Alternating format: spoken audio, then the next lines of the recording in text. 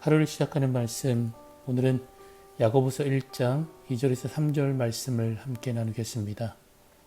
내 형제들아, 너희가 여러 가지 시험을 당하거든 온전히 기쁘게 여기라. 이는 너희 믿음의 시련이 인내를 만들어내는 줄 너희가 알미라. 하루를 시작하면서 이런 생각들을 할 때가 있습니다. 오늘 하루 사고 없이 모든 일이 잘 되어지길 바라며 하루를 시작합니다. 나와 함께 하시는 그 하나님을 깊이 경험하는 하루가 되기를 원하며 하루를 시작하기도 합니다. 어떤 상황에서도 그리스도인다움을 잃지 않고 세상의 빛으로 살아가는 그런 하루가 되기를 원하며 하루를 시작합니다. 그런데 어떻습니까? 이런 하루를 살기가 쉽지 않습니다.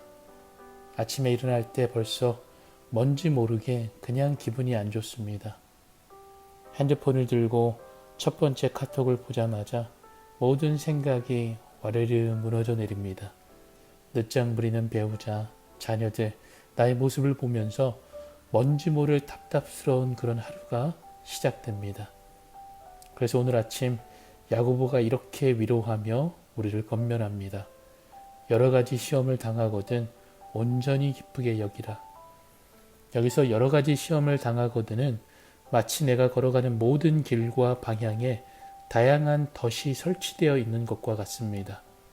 그래서 나의 의도와 상관없이 촘촘히 설치된 그 덫에 걸려 넘어지는 겁니다. 이 모습이 여러 가지 시험을 당한 것입니다. 이런 모습을 잘 그려주는 것이 창세기에 나오는 요셉의 모습입니다.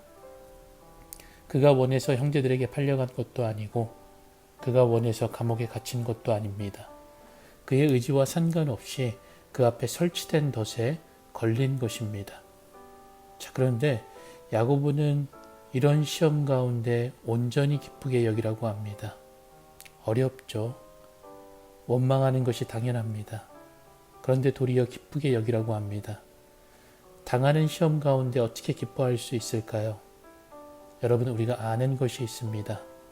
우리가 시험을 당하지만 이 시험들 역시 하나님의 통제 아래에 있습니다.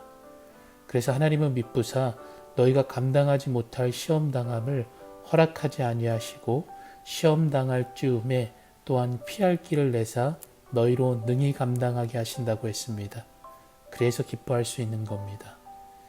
여러 가지 시험에는 우리를 향한 하나님의 목적이 있습니다.